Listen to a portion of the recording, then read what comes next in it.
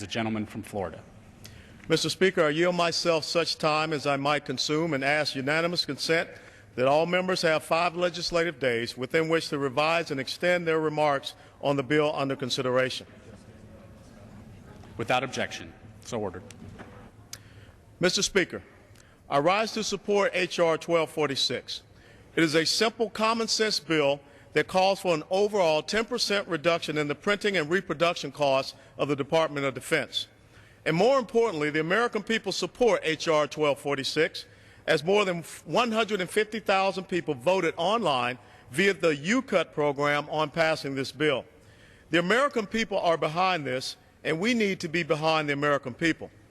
H.R. 1246 will help us keep our promise to the American people that we will cut waste, fraud, and abuse in government spending, and spend taxpayer dollars more efficiently.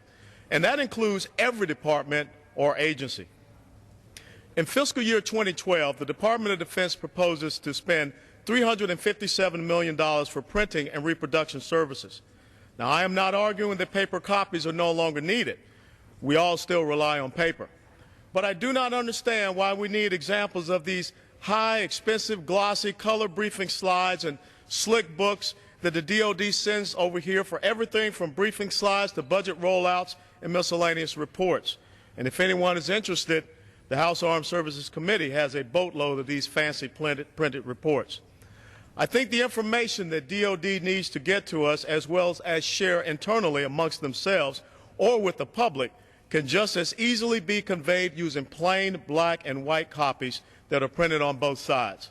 And nowadays, a lot can be transmitted electronically. During my 22 years of active duty service in the United States Army, I witnessed the growth of the excessive PowerPoint briefs and reproduction. I am well aware of areas where saving money is very possible, and this is one of those areas. These cuts are aimed at wasteful Defense Department spending and will not affect the overall mission of our men and women in uniform in protecting our national security.